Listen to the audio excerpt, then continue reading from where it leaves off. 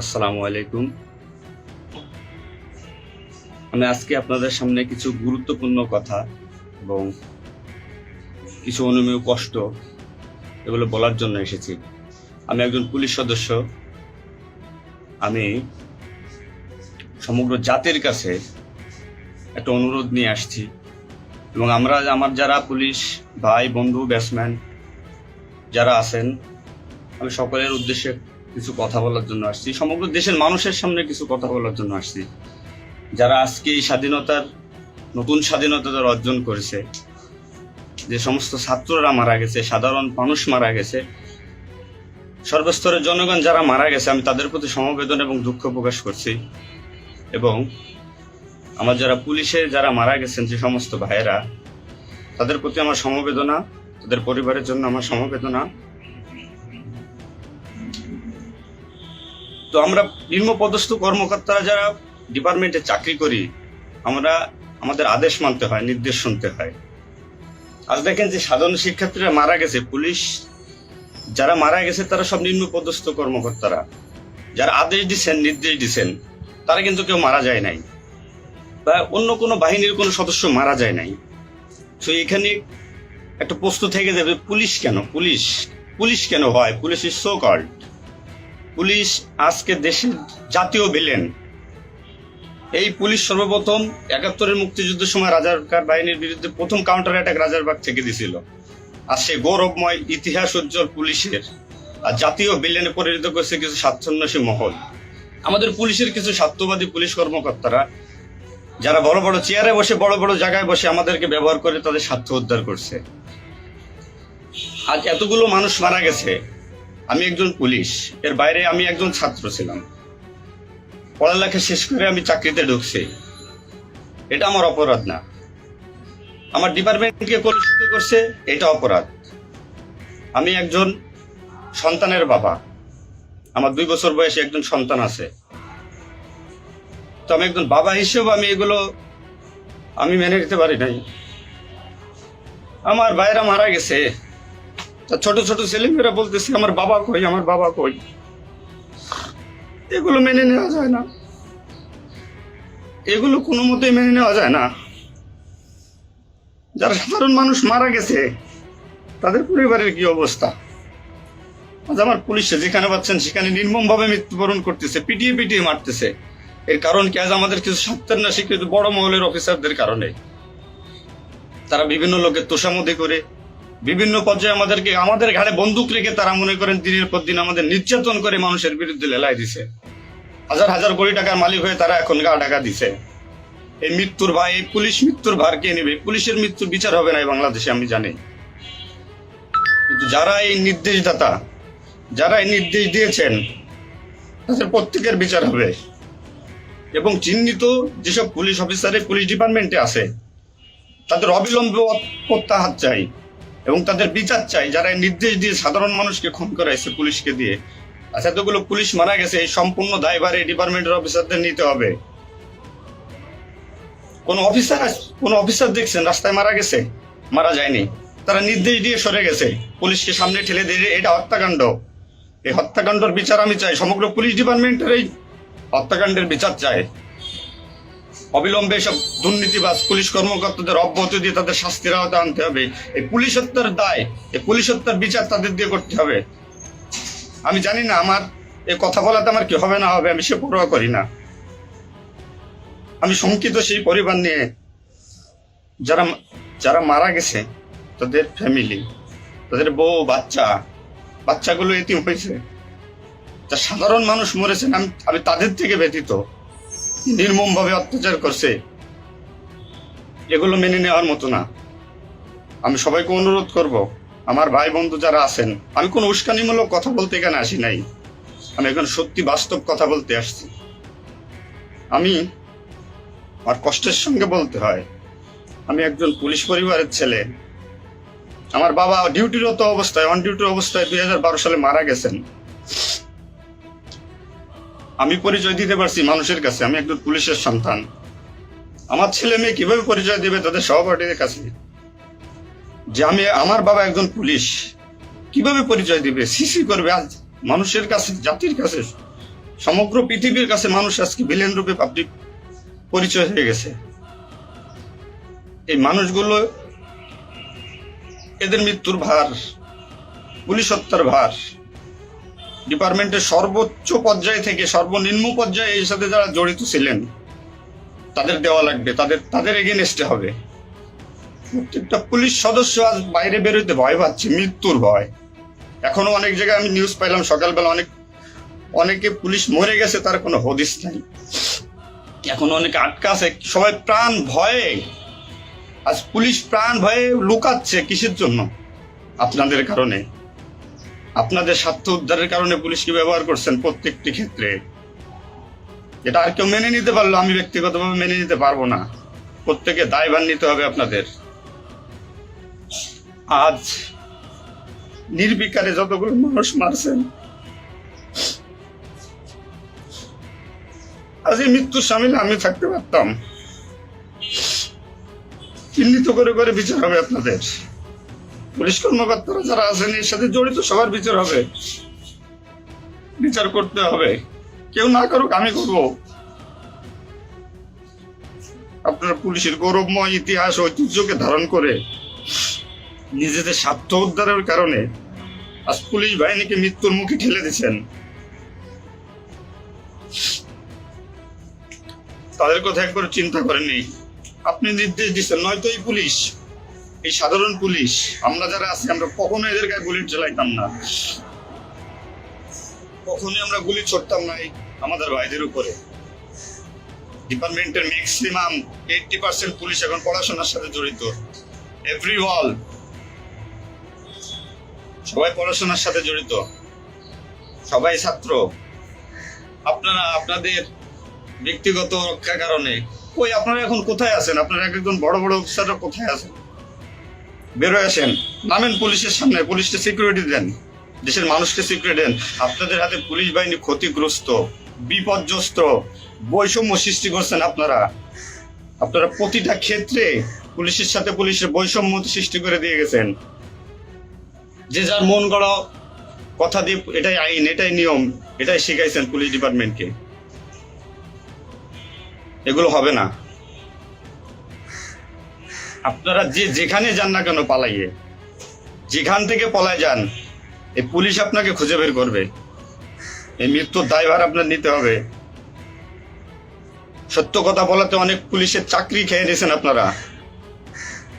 আপনারা সুযোগ পেয়ে স্বার্থের কারণে অনেক পুলিশকে বলে পুলিশ ডিপার্টমেন্ট থেকে বিতাড়িত করছেন। তাদেরকেও পুলিশ ডিপার্টমেন্টের প্রয়োজন।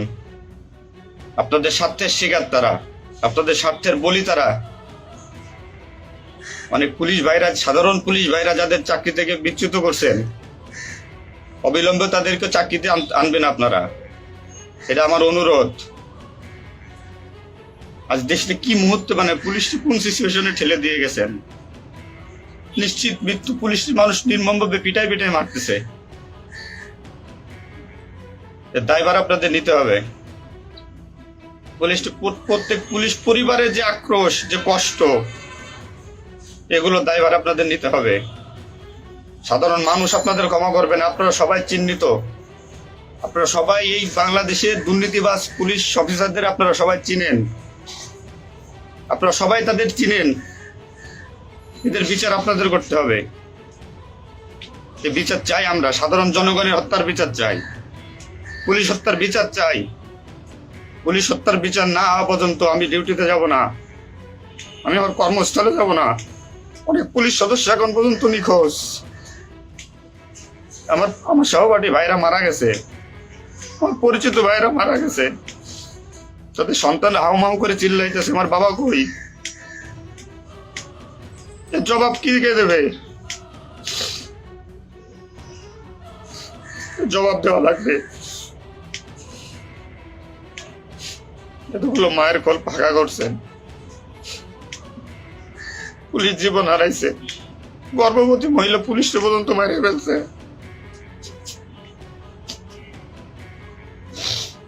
নির্মম ভাবে মারছেন। এই দোষ আপনাদের।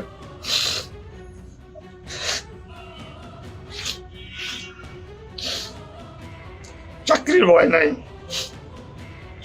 চাকরি চাই, ভিক্ষা করে খাবো, নির্যাতন আর মানবো না। কি করছেন পুলিশ ডিপার্টমেন্টের জন্য আপনারা?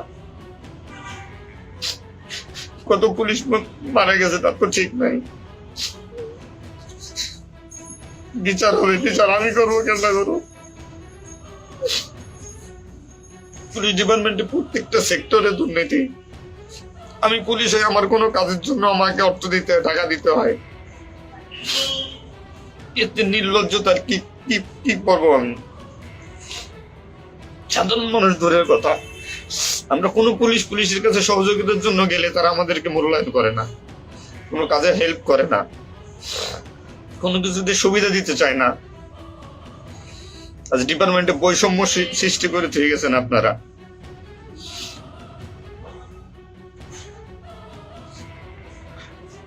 এত কিছুর দরকার হয় কেন আপনাদের? আজ আপনারা কেউ মারা যাননি, সবাই নির্দেশ দিয়ে যার যার মতো সুযোগ মতো পালাইছেন, সুযোগ মতো চুপচাপ করে বসে আছেন। পুলিশ ডিপার্টমেন্টের অনেকে আছে যারা এর সাথে জড়িত না, সরাসরি গুলি করতে চায় নাই, বাধ্য করছেন, নির্মম মৃত্যুর দিকে ঠেলে দিয়েছেন এদেরকে। কোনো কিছুই মনে করেন আপনারা। তো নতুন দিনের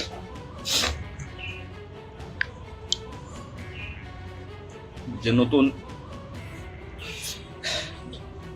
দিনের সূচনা হয়েছে বাংলাদেশে, স্বাগত জানাই। আমি কোনো রাজনৈতিক দলের পরিপক্ষ না, আমি আজ পুলিশ। যে সরকারি আসবেন আমি সেই সরকারি গোলামি করতে হবে আমার। দেশের মানুষের জন্যই পুলিশ, আইন শৃঙ্খলার জন্যই পুলিশ, সাধারণ মানুষের জন্যই পুলিশ।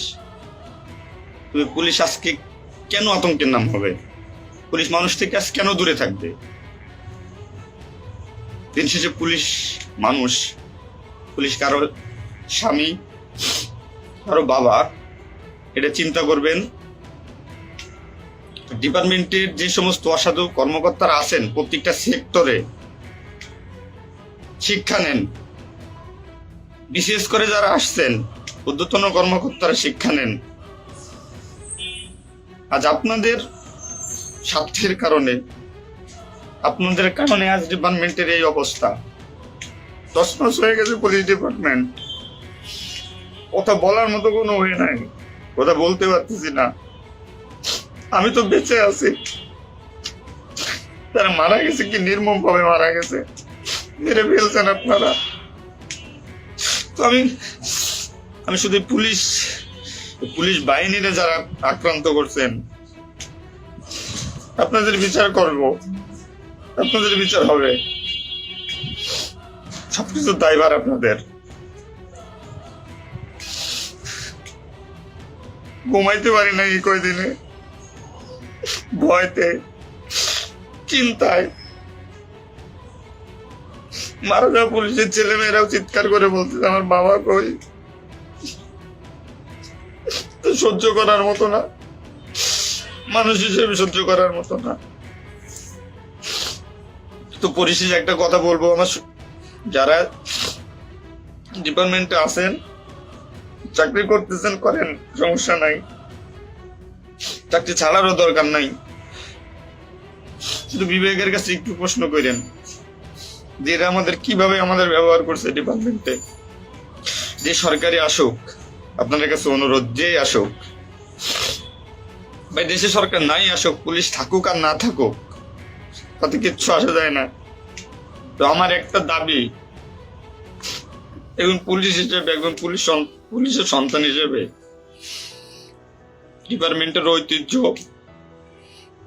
যারা নষ্ট করছেন, এই পুলিশের সুনাম যারা নষ্ট করছেন, এদের বিচার চাই আমি, 100% বিচার চাই। পুলিশকে যারা মুখোমুখি করে যে সন্ত্রাসী বানাইছেন, নির্বিকারে পুলিশ মারাইছেন, এই নির্দেশদাতাদের বিচার চাই আমি।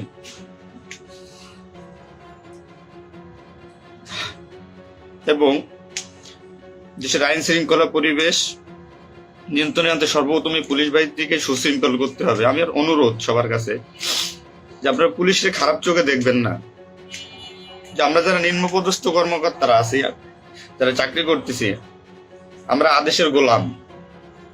আমাদের যেভাবে আদেশ দেয়, যেভাবে নির্দেশ দেয়, আমরা ওইভাবে কাজ করি, ওইভাবে আমাদের চলতে হয়।